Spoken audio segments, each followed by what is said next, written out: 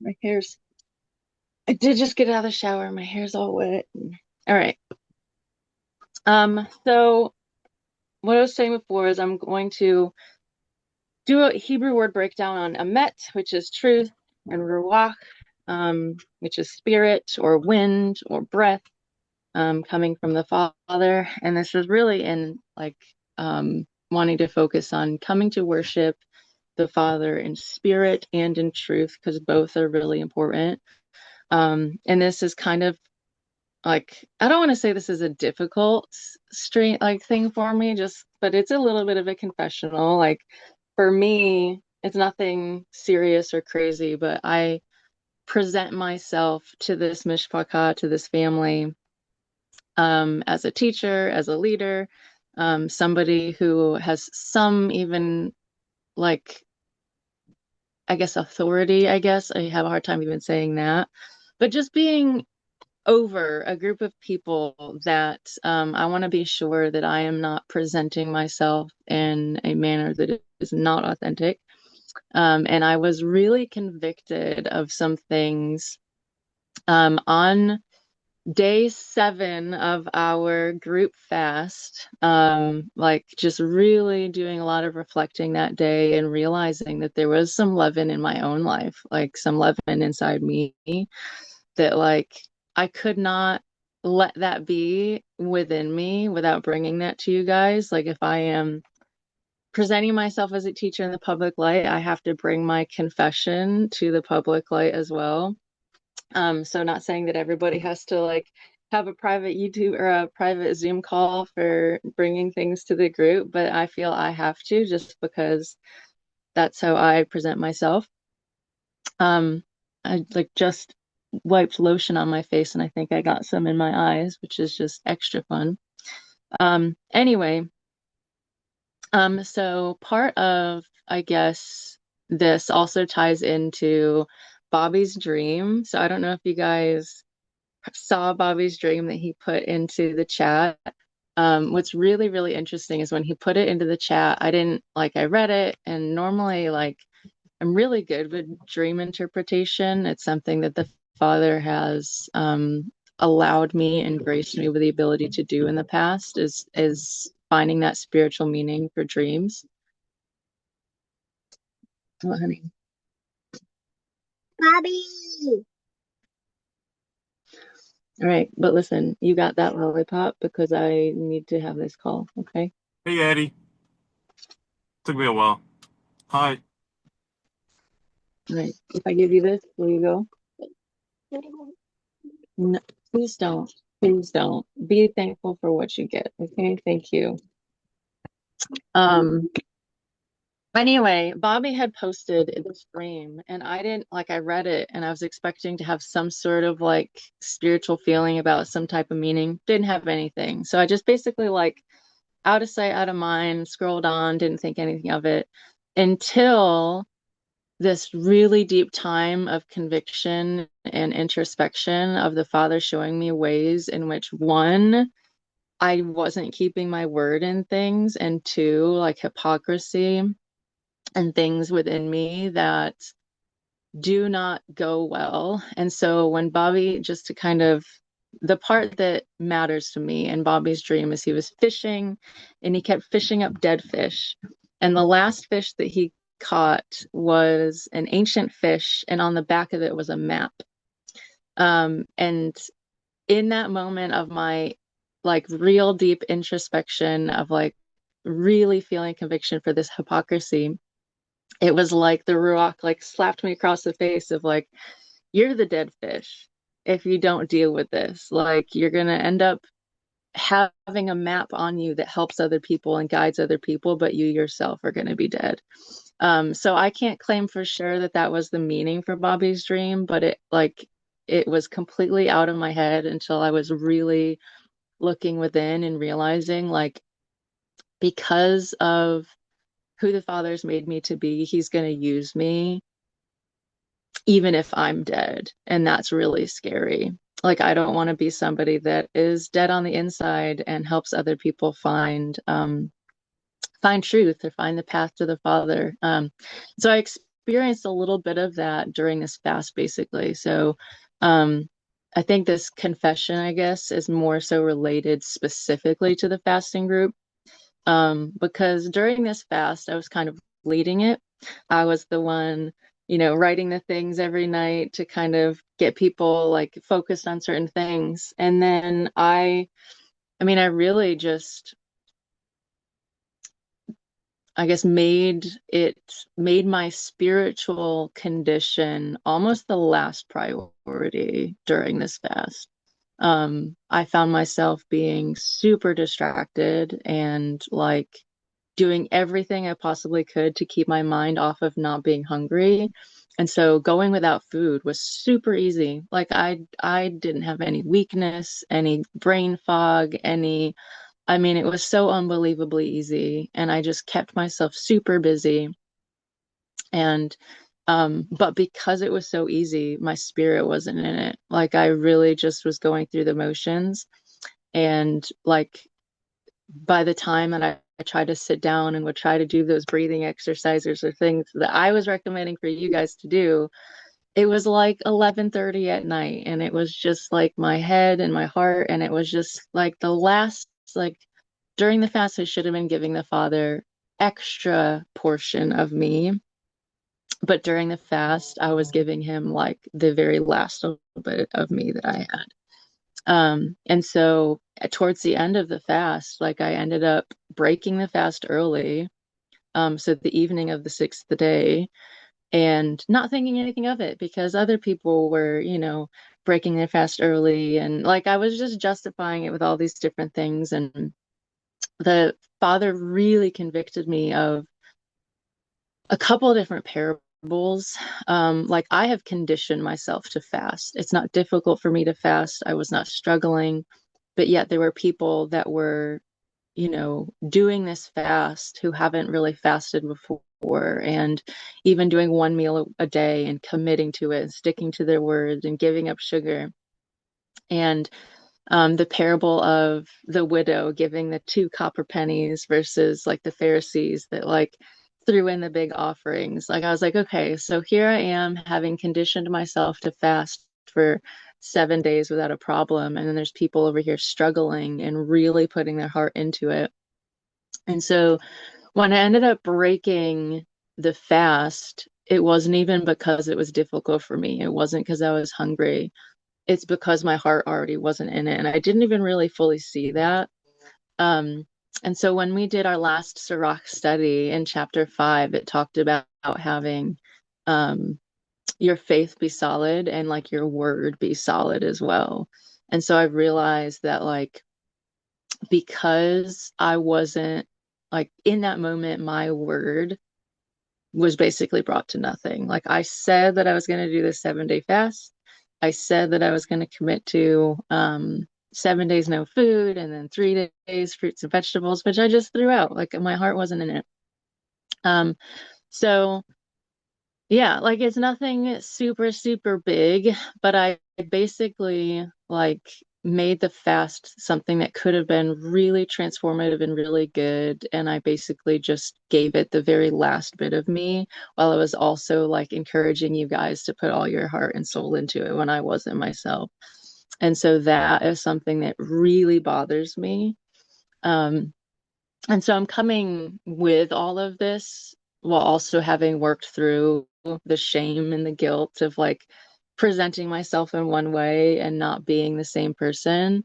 But on the other side of that, I know that it all happened for a reason because of the level of shame. Like in chapter 4, it talks about a shame that leads to like repentance, basically, a shame that leads to glory.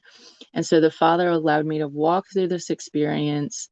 Um, and also on the flip side of it, showing grace of like being really busy. And had I not walked through this experience, I wouldn't have had something right in front of my face to show me that there was still a good amount of leaven within me of wanting to be there for the mishpacha, wanting to, help to organize things and help other people grow and help people focus and like and be there for other people while at the same time just neglecting my own spiritual life, like really for like a whole week. So it's caused like a couple of different things in me. One, I needed to have this video to kind of like go over all that with you guys. But two, I know that for me to fast, it's going to take more than just giving up food because I've conditioned my body to do that and not have much struggle. And the part of fasting is an affliction, and I wasn't afflicting myself.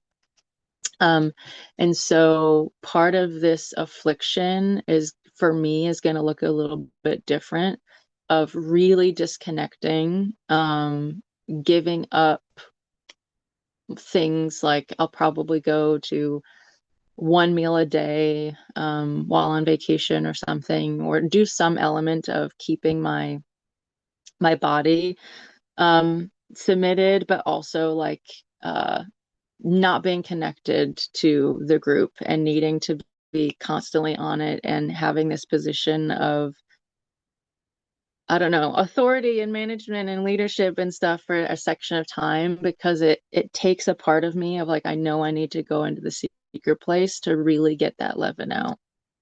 Um, and so I had already said on our last call that I won't be available Saturday to do the Zoom study.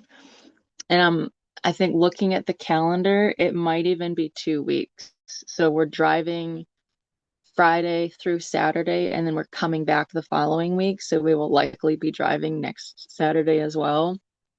Um, so as far as doing specific Sirach studies, I know I'm not going to be available basically from, um, I will still be available for Thursday, but from basically Friday through to I'm trying to think. Friday the 27th through probably through the following Sunday or Monday. I'm going to be somewhat checked out. Like I will be there in the chat every once in a while, but I won't be leading calls or doing stuff. And while I'm away, Um, I'm going to not be having as many distractions. I'm going to be really trying to focus on when I send out that homework or sheet, it's going to be a little bit of like working through some scripture, working through some internal reflection and work to get leaven out.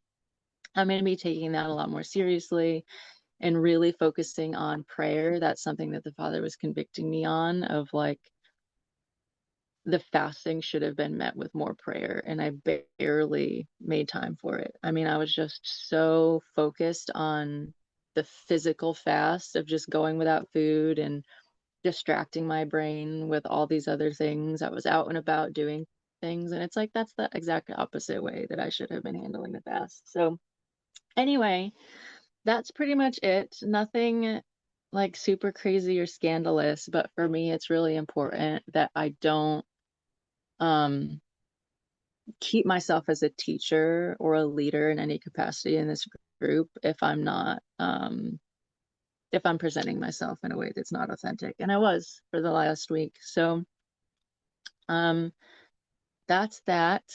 Thank you all for listening. Um and then I want to get into, now that we're done with me and my spiel, I wasn't like, I guess, all that worried about it. I don't think you guys are going to stop loving me and being family and all that.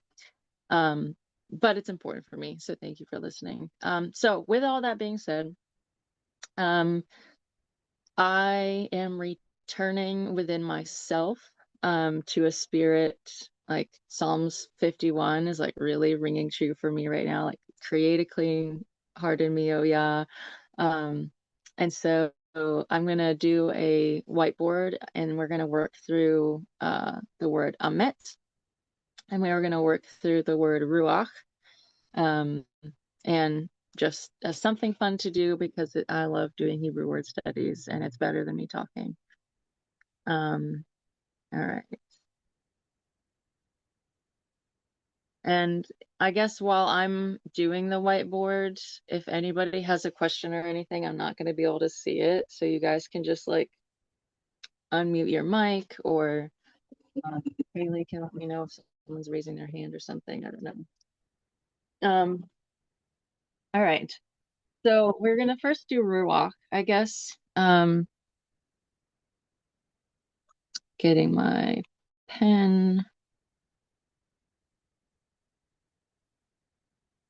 Oh, that's definitely not it. Where's my... Why can't I find... It's not letting me have black. Just do a black one. Oh, there we go. All right.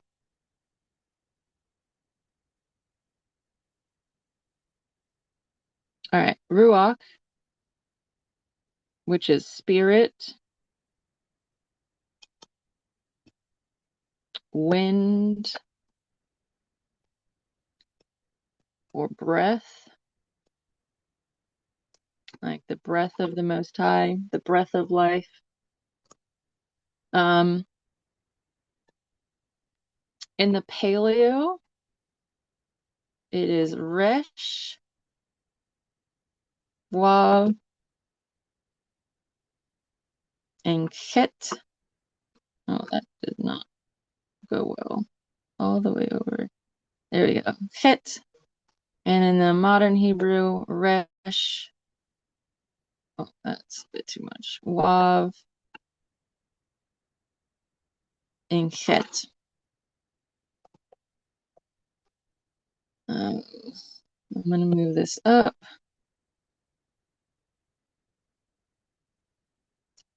So the Resh has a value of 200. And the Resh is man's head. I think of this kind of like priorities and earthly leadership. A beginning. Oh, let me turn you guys off so you're not moving stuff around. All right. Beginning. Chief. And first.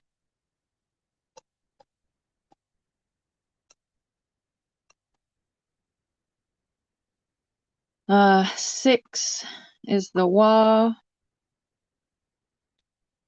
which is a nail to pierce something. A connection point. Oops.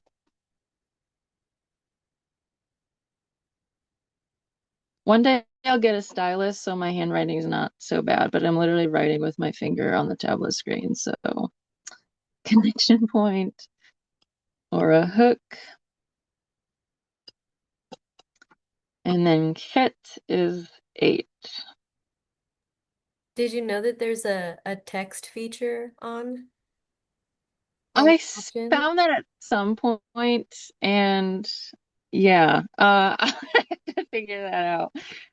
Uh, fence.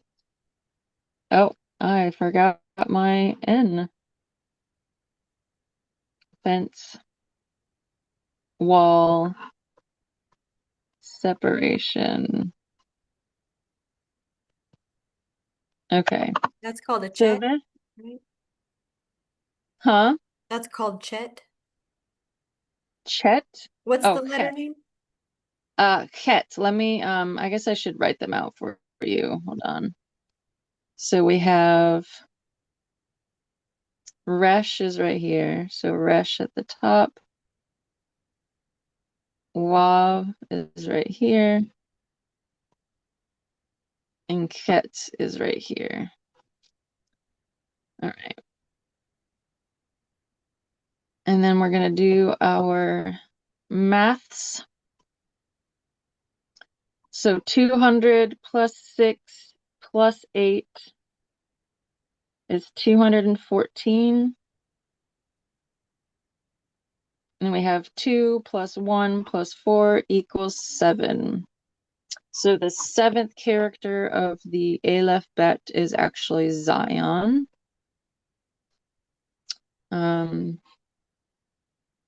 And that means that is a weapon a sword, oops, a sword, plow, or to cut something off. All right, so I'm going to draw a line right here, actually. All right, so what are we looking at here? Zoom out a little bit more. So the Ruach is a feminine word, a female word.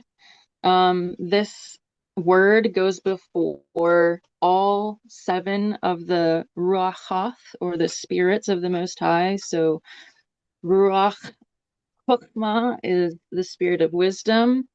Ruach Binah is the spirit of understanding. So the Ruach is the wind, or the spirit, or the breath. It is often depicted as a flame of fire, like a tongue of fire.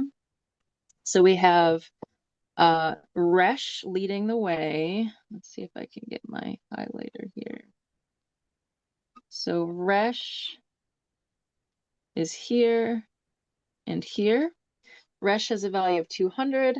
It is man's head, the beginning, chief, or first, followed by Wav, which is the second one. A connection point, nail, pierce. So this has some element of sacrifice, the Messiah's sacrifice, and how Messiah's piercing is what connected us to the Father, allowed us to fully come into relationship with the Father. But it's also heavily just even how the Ruach is the connection point, is the connection point between us and the Father. And then Chet is a fence. It's a wall, a separation, but is more like a protective barrier, like a wall around a city. So how I interpret when we're just combining the meanings of the 3 characters. So the Ruach is the beginning point for the connection into, and I've said this before, that Het, or 8, is the value for the name of Yahuwah when it's condensed down. So Yahuwah is a strong tower. He's our fortress. He's a protection. So I interpret this as basically that the Ruach is the leader. So when we are marked by the Father, we operate in the Spirit. It is controlling our mind, our subconscious mind, our thoughts. It is our priority.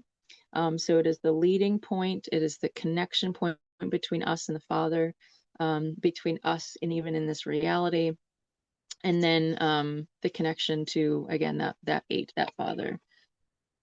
Addie's yelling. What, honey?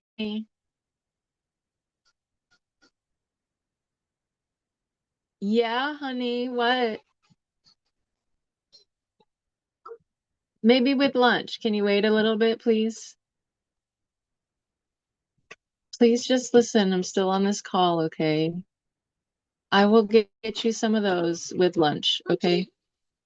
Because it's not with lunch, and I need you to be patient. Or Addie, Adeline, because that's what I said. And you can either wait and have some with lunch, or you're not having any at all. How about that? Okay, go put them downstairs, please. Please and thank you.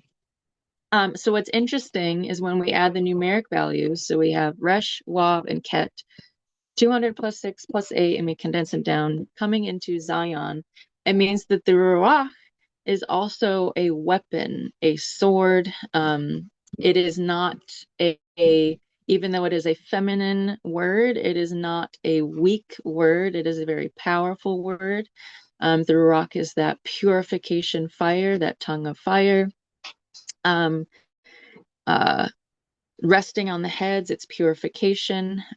So it's a very, very strong, powerful word. And we are going to go, sorry about that, Addie's. Oh, and I'm drawing highlighting marks all over this. Addie wants some dill pickle potato chips. All right, so that's Ruach, wind spirit. So that's the first part of when we worship the Father, it has to be in spirit and in truth. It is about the internal man, It is a higher dimensional state of existence. When you are operating in the spirit, it's not just an external show, it is a leader of your subconscious mind. And operating in the spirit um, is just a higher dimensional way of looking at the world, of seeing the world. When the spirit rules within you, it drives out the darkness. So we're going to go into truth. I'm going to move this up. Truth, which is Amet. Oh my goodness. Amet.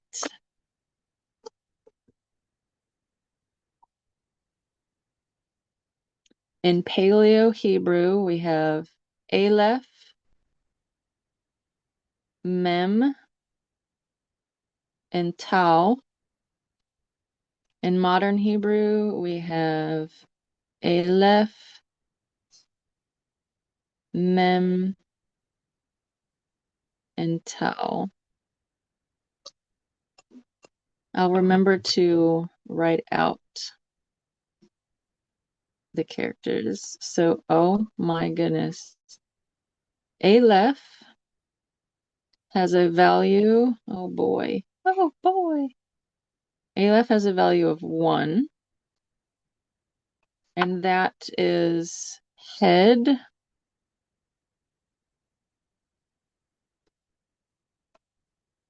strength, leader. So this is sort of like an external leading. So whereas Resh means man's head, so we had the beginning of Ruach was Resh with man's head. That is sort of like an internal authority, the physical man. Whereas Aleph is a sort of external leading, if that makes sense. So head, strength, leader. Let's see. And then we have Mem, which is a value of 40. I'll put a little dot there. Mem. And this is water, immersion,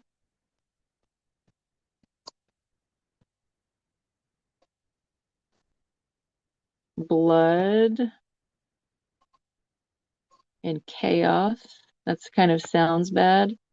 But think of the chaotic energy of the waters of life before they were separated, before anything came to be, and the spirit, the Ruach, was vibrating over the waters. That untapped chaotic energy. It's like untapped potential. So that's what that means.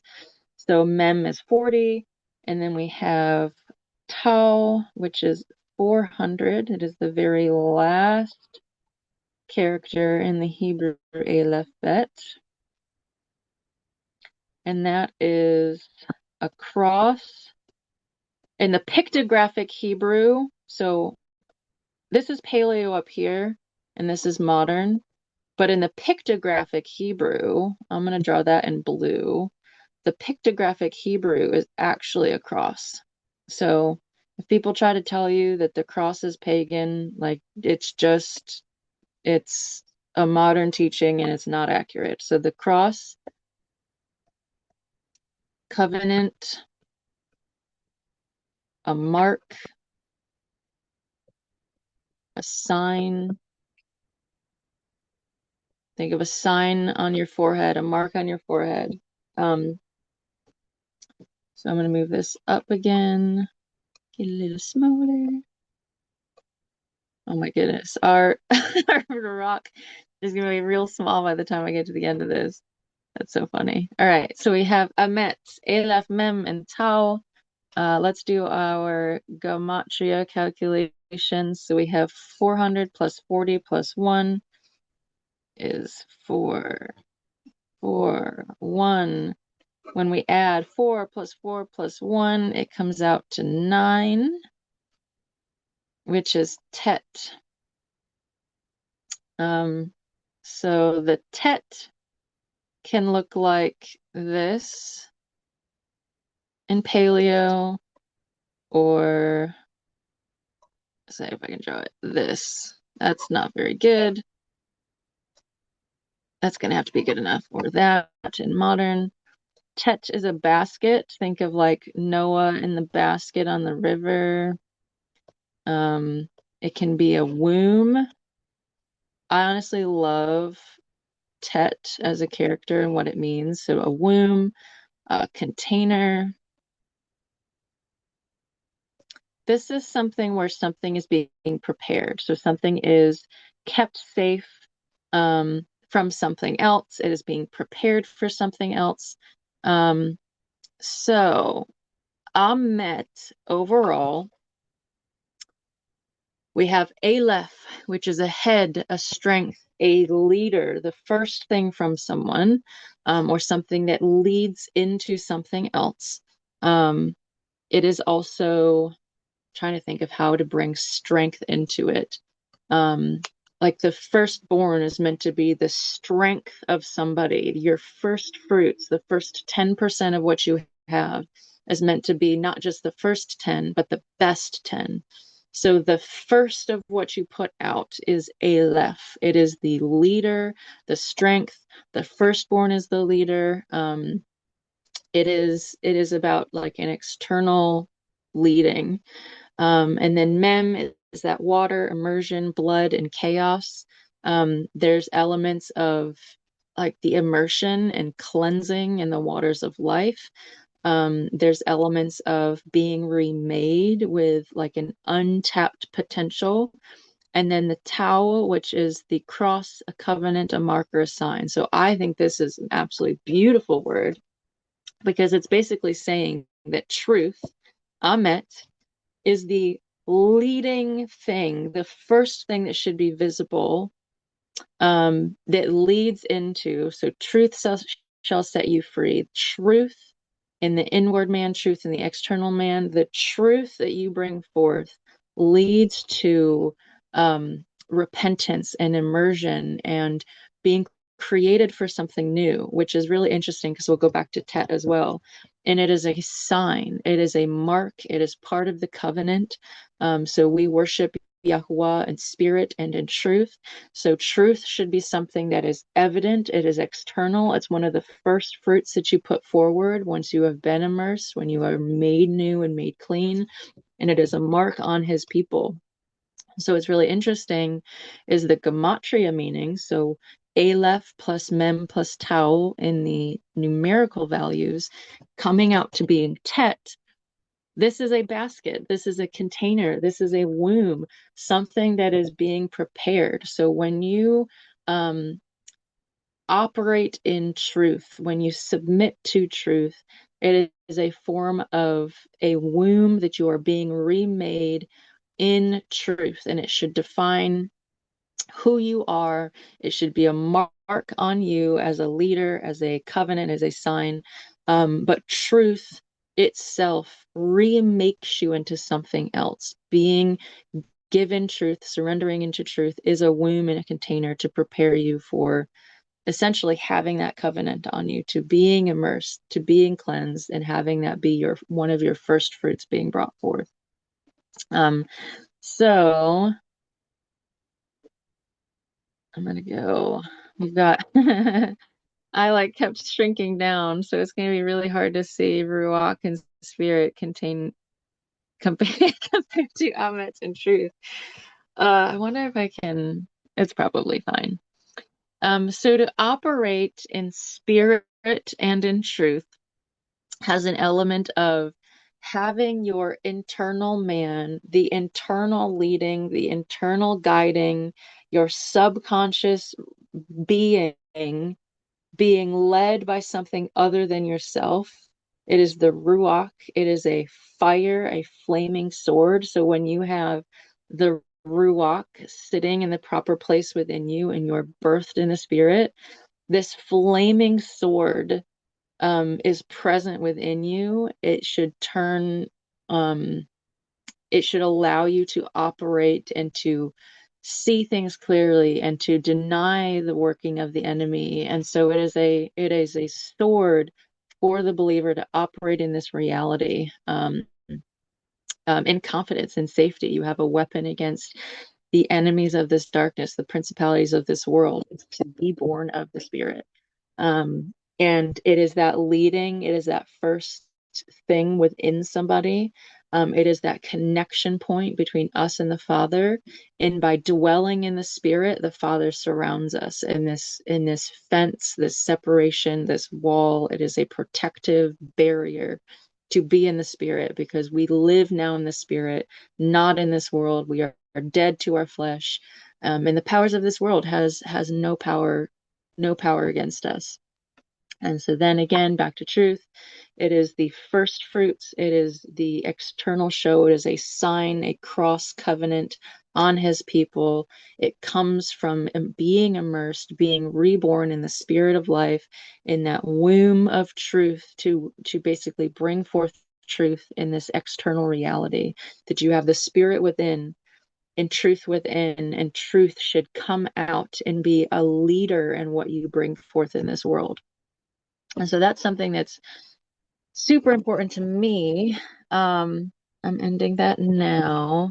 Hopefully you guys got everything that you needed to get. It's something that is basically driving this call, is something that it might have seemed silly. I don't know if it seems silly to you guys to want to have this call to basically confess your sins one to another. And I do not want to, I'm no longer operating in spirit and in truth when I present myself in a way that is not truly the way that I'm operating inside. And I was really convicted of the dead fish with a map stuck to its back, basically, that I, in my dead nature, would still be used to help and guide other people simply because of the knowledge that I have. But I don't want a part of that. I don't want to be dead. I don't want to have leaven within me that would keep me, um, from operating in spirit and in truth and to be alive within and without and all of that. So that's pretty much it, guys. Yeah, Casey, I see your hand raised. Hey, so I just wanted to say thank you for, you know, your transparency, right? Like that's really important. And I know exactly where you're coming from. Integrity is really important. And if it's not, then there's an issue, right? And so if you felt conviction in your spirit, then absolutely you should definitely get it off your chest. And I was honestly thinking the same thing. I was so um I was so focused on nicotine cessation, and it was like my nerves were on fire. Like I was not fasting to my potential, right? Like I was so distracted. And even Evan was on, my son was on spring break this week, last week, and he was at my mom's house. So I was like, well, this is the perfect time to just get intimate and, you know, and dig deep. And I did not at all. And I fell short. And then, as soon as he came back, I was not in fit spiritual condition, right? And things were really hard. And it did not end. It ended with me buying a black and mild. So like I totally relate to what you said. And I feel like there's a lot of us in the group. I have not been connected to the group either. And I think that that's another part of the problem this past week. I was not present with the fellowship, and I rely on the fellowship. So um that disconnection, really, I felt it. And but I did read some messages this morning about everybody feeling guilt or shame about their fasts. And it's just, I the enemy knows when we're doing something powerful, and it literally feels like all hell breaks loose when we're on the verge of breakthrough. And I'm not saying that we didn't receive any breakthrough, but I'm saying let us remember this next time. and let this be a motivator to dig deep and to put, Yeah. yeah, and and I'm thankful for your example. Thank you. Well, thanks. I mean, at the end of the day, like, I can't expect you guys to trust in my word if I don't even trust in my own word. Like, if I cannot, it's important to me. And so I thank you. And yeah. Bobby, I saw your hand up. Oh yeah, I feel guilty too. I'm just as guilty and I have this conviction because I broke my fast on the sixth day. I think it was like 11 p.m. I wasn't even hungry or anything, and my excuse is because I had muscle cramps. Oh, I got these muscle cramps. Let me break my fast. It's okay, and I could have gone longer. I could have went the whole 7 days and finished this fast for everybody, but I feel short because I gave in to my fleshly desires. So I'm just as guilty, if not even more, because um, yeah. So I guess we'll try better next time. Yeah. Yeah. Haley? Yeah, I think we're all feeling that way, and I think it's a lot to do with we're all connected spiritually, because so we're all kind of like, feeling going through the same experience. On that same level. But as I said on the prayer call on Thursday, I started off really strong. I was doing the meditations and the breathing, and I had said on it was day 4, I felt like I was starting to slack a little bit on all those things. And I said on the prayer call that I was going to refocus, and I didn't. If I'm being honest, I same with what you and Bobby and Casey said, just spiritually, I felt myself slipping toward the end. And so I also probably wasn't in it fully as we were approaching the end. And then I also broke my fast on the 6th day when I saw everybody else doing it. And like Bobby said, I wasn't even that hungry. And I'm like, why did I do that? I just kind of gave up that last day. So I think we're all kind of feeling that on various levels. So you're not alone. But yeah, I would just try better next time, and we learn from our failures and keep going. Yeah. For me, I feel like I resonate with what you said with um like the food part, like it wasn't that hard. Doing 2 days, I did have really hard moments, but I do an intermittent fasting a lot, so it's not as much of a struggle as like I should have probably been fasting my phone. Or you know, I just feel like that's probably more of a problem for me than the food. So I probably maybe next time will focus more on the screen time and stuff. So yeah, we Yeah. learn. The thing that also stood out to me was really interesting that it's clear there was like warfare because we literally gave up on the day 6 when most of the marching is done. But we literally, it's like as if the Israelites had walked for 6 days around Jericho, walking and walking. And then on the 7th day, when they're supposed to blow the festal shout, they're like, let's go home. We did 6 days of walking. Like, what's the 7th? But it's like, in all of the conviction of the father, like I really was bathed in the Torah. Like went like day 7, I was like, oh, I really have been, I mean, hypocritical and presenting a version of myself that wasn't true. And like after going through like that shame of like not condemnation, like when the father corrects, it's not condemning. He wasn't like he was just washing me with the truth and showing me the error of my ways. The thing that was pressed upon me as well was like quitting on the 6th day was like quitting like right before the festal shout. And like it wasn't shame that the Father was revealing that to me, but it was like we simply missed out on a small element or even a large element, but we just simply missed out on the fruit of the full 7 days if we had committed to it as a group. And like as a group, I believe the group still did it because there were people that carried us through. That's the benefit of fasting as a group, that there are people that can go longer or shorter. And we still saw breakthroughs. And I'm so grateful Mhm. to have, even though I fell short in my part and I didn't keep my word, I might have missed out on some of my personal, like, whatever the Father wanted to do with me and for me.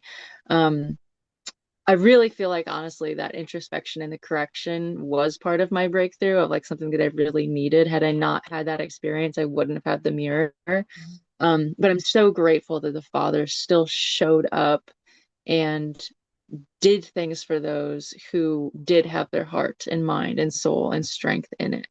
Mhm. Um, but yeah, definitely a learning experience. Definitely um, I'm very grateful that the Father is patient with me and that I have the opportunity to bring this before you guys and to like Mhm. just lay it all out there and show you guys like I'm so just a weak human with a flesh and I'm no better. I'm the least of these. Like I have such a hard time with my flesh sometimes. And I have this desire to want to um, help and to be present externally, but it's neglecting the spiritual stuff within me. And it's like, that's exactly the opposite of what we talk about. So, yeah, so I'm very grateful. Thank you for listening and being here. I think, I don't know if you guys want to still meet, if you guys still want to meet Saturday and have like just fellowship, Mhm. or if, um, yeah, we all fall short. Yes. Or if you guys want to do like a study, we can. Yeah, Jackie, I see. Yeah. Well, to answer that question, I think that we all answered it at the end of the last one. And whether you're there or not, we at least want to all get together, even if that means we're just yakking and having fun.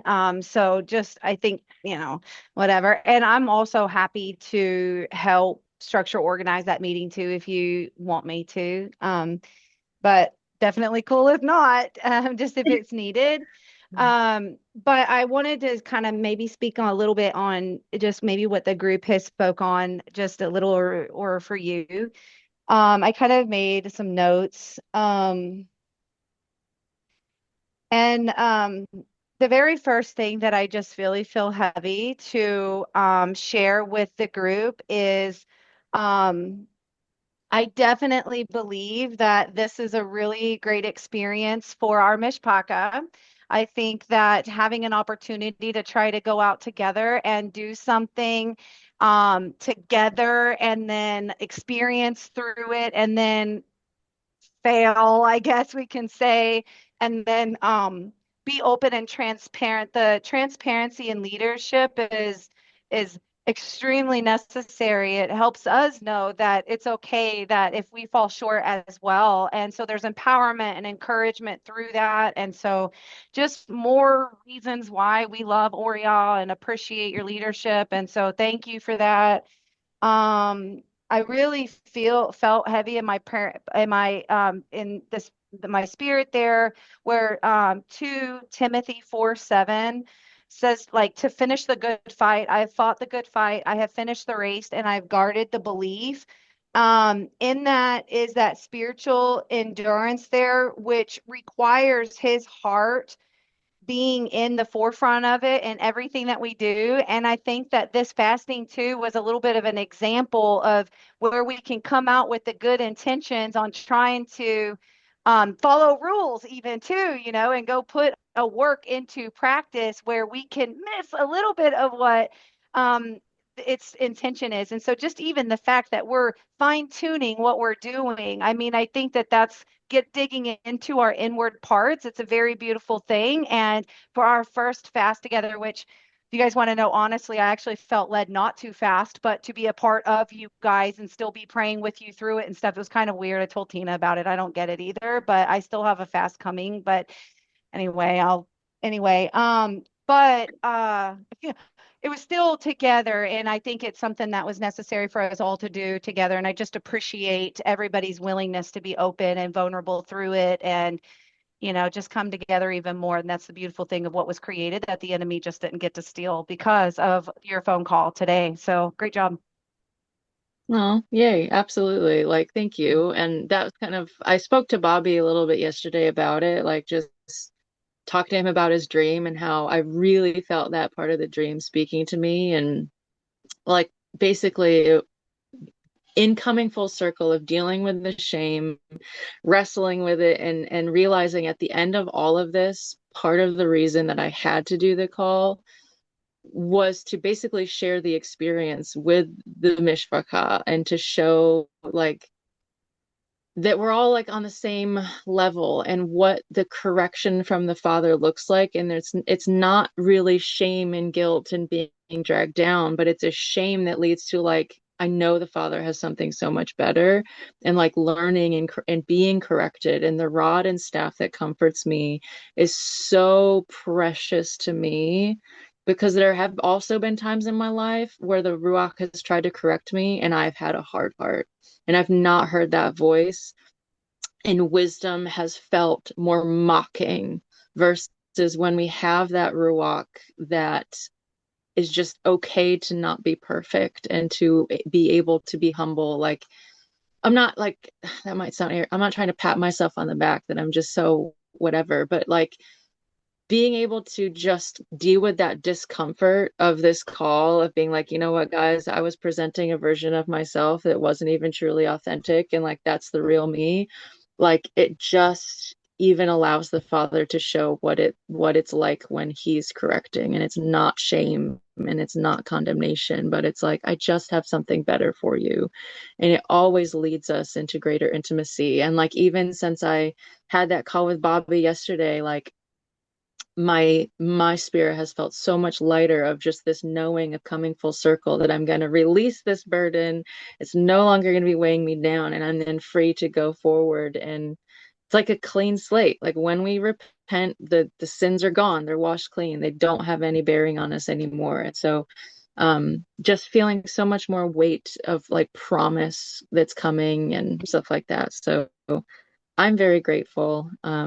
And I appreciate your words and your encouragement. Yeah, Haley. I was just gonna touch on the meeting portion. So this Saturday, I'm willing to hold the space and open it up, as long as everybody understands I'm not a teacher, so I probably can't communicate in the same way that you do. But if we could just all do it together as a group, we can just go through chapter 6. If Jackie wants to help me, that would be great too. And that even you said possibly 2 Saturdays. So Probably 2 Saturdays. Yeah. and so same thing for next Saturday then too. Thursday, this Thursday, are you going to be, are we not going to do that one?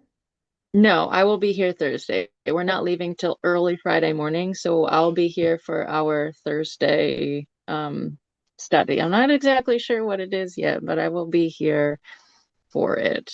Um, yeah, and then I might even like during the week. So I might even be able to do a study Thursday while in Florida.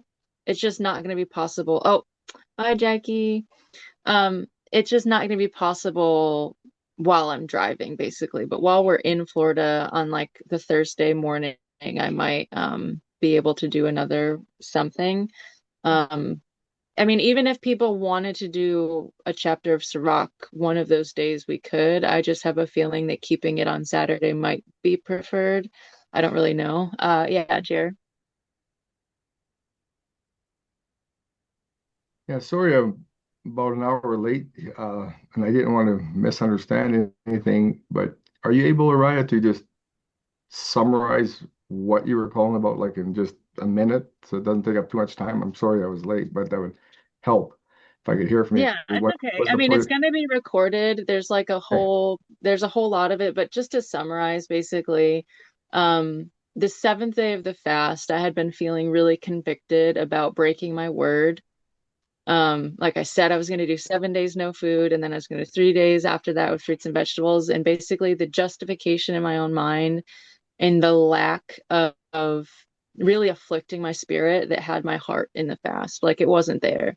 And so I basically broke my own word, even though it wasn't like I was really struggling. I wasn't hungry. I wasn't weak. I didn't have any brain fog. There was literally no reason for me to break the fast, but I did. Um, and the conviction that I dealt with afterwards of my word not being solid. I mean, we had just gone through Sirach, talking about that and like different parables that the Father had shown me of like where I was on the other side of being a painted Pharisee, being somebody who presented a version of myself externally that I wasn't fully living by. And so being one in the chat, sending the messages each day about breathing and meditation, which are things that I absolutely believe in and stand by. But like I didn't do it. I didn't participate in it. I stayed busy. I was so much more focused on distracting my brain from being hungry. I painted and I did errands and I spent time out of the house and I made it so unbelievably easy to go without food, but my spirit was so checked out. I the times when I should have been giving the Father my first fruits, the largest portion of me during a fast, I was giving him like the last 15 minutes of my day before bed. And it was like when I would sit down and try to do my, my affirmations or something, like I barely did any of it. And so just being really, really convicted of not presenting myself or to present a version of myself during the fast that wasn't the authentic version of me. And it kind of correlates into, I don't know if you saw Bobby's dream that he shared in the group I of read catching it. dead. So Yeah, he caught a bunch of dead fish. He caught 5 dead right, fish, and the last dead fish he pulled up had a map stuck to its back. right. I And remember. I didn't catch anything from that at first, but on the seventh day, when I was really deep in this reflection of like, I really felt like when Messiah has a flaming tongue coming out of his mouth, a sword coming out of his mouth, I literally was bathed in Torah for like a day of just like, you're gonna be dead inside. You're gonna like, and it was just showing me like even if I was a dead fish, that there's a map on my back, that the Father's still going to use me in this community because of just random knowledge that I have and insight that He's already given me. And I can choose to just be used as a like as a map to help other people, but inside be dead, that I myself was going to be dead. And so there's this like deep, heavy conviction. I mean, the parables about the leaven and the parables about the widow giving 2 copper coins versus the Pharisees that threw a bunch Right. in. Like Did that's basically like people in this fast put their heart and soul into it and they gave up sugar and they gave, they had 1 meal a day. And here am I going without food for 7 days, but like my heart wasn't in it. So basically I was a Pharisee throwing in, 50 shekels of silver because it was easy for me. Um, and so being really, really convicted about my heart posture and making sure that if I'm going to maintain a somewhat of like not that I am the leader of the group, but like a leader in the group to have any amount of authority at all in the group, like I need to make sure that I am not the person that we're talking about not being. Like that I am really just being very, very authentic with not pretending to be somebody that I'm not for the sake of being a leader, for the sake of trying to show other people the way towards trauma healing and emotional healing and meditation and all these things that are very real and I find value in. But if my heart's not in it, like I can't pretend to be something that I'm not. And so I was really, really convicted on day 7. Um, and yeah, so that was pretty much the summary of it. Like I ended up okay. sharing um like I mean, yeah, it was like a spanking, but like the most loving, tender, but fiery furnace of like you have basically crossroads in front of you. You can keep this inside and become a dead fish with a map on your back, or you can Go swim again. go swim again. Pretty much. Yeah, pretty much. It was like the Father was giving me that choice. And so I spent some time repenting and reframing things and realizing for me, fasting is more than just giving up food. I need to really afflict my being. And so I'm going to be taking a step back since my family's going on Florida vacation. I will be less cluttered, less mess, have less distraction, but I'm going to be intentionally sort of not being unavailable. Like I'll still be here with the group. I'm not like logging out of WhatsApp or anything. But if for all intents and purposes, like I'm not going to be in like leadership role from Friday to when I return, probably the following Sunday. So I'll miss 2 weeks of Saturday morning.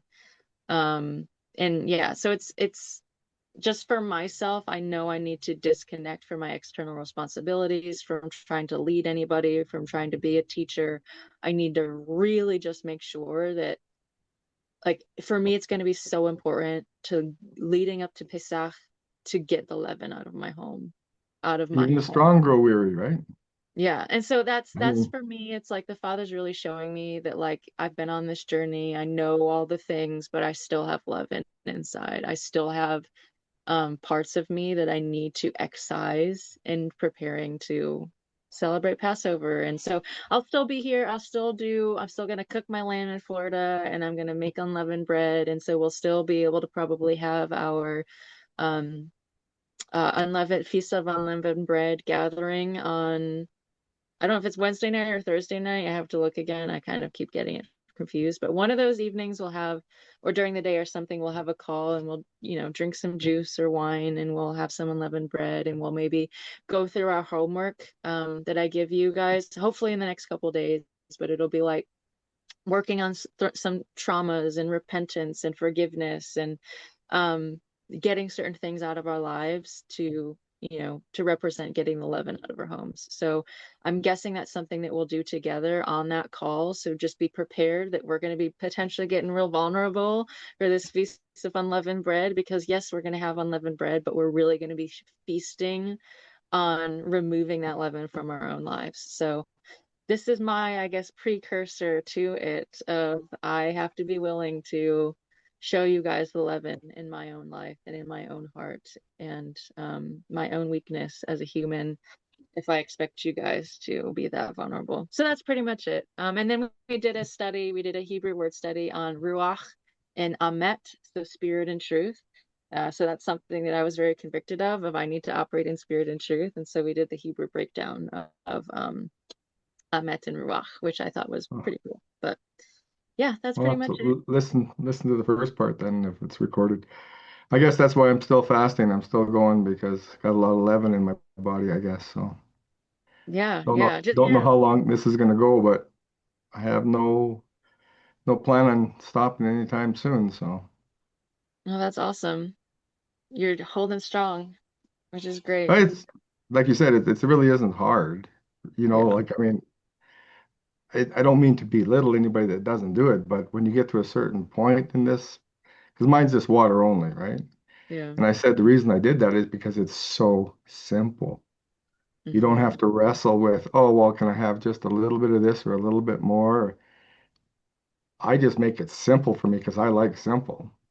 Yeah, So that's why there is no complexity in water only. It's really, really simple to know, you know? So yeah, I found it easier than trying to say, oh, this portion and measuring it out. No, yeah, I mean, whoever does that, fine. I'm not judging it. I'm just saying I know what I have to do, and I like to do things simple, yeah, straightforward, and I found that the best way. And the health benefits I'm getting is very encouraging. So, yeah. That's and my awesome. blood pressure has dropped like incredible, not below because I used to be like every time I go into a doctor's office, they want to rush me to the emergency when they take my blood pressure.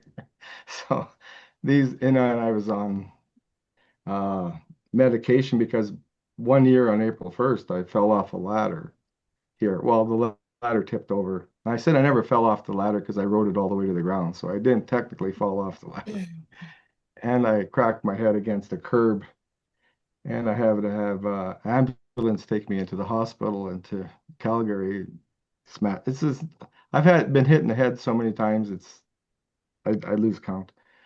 And I had a blood coagulate and stuff in the brain because after the bleeding stops it's in there and I couldn't walk and didn't have balance and I needed like it was crazy for recovery.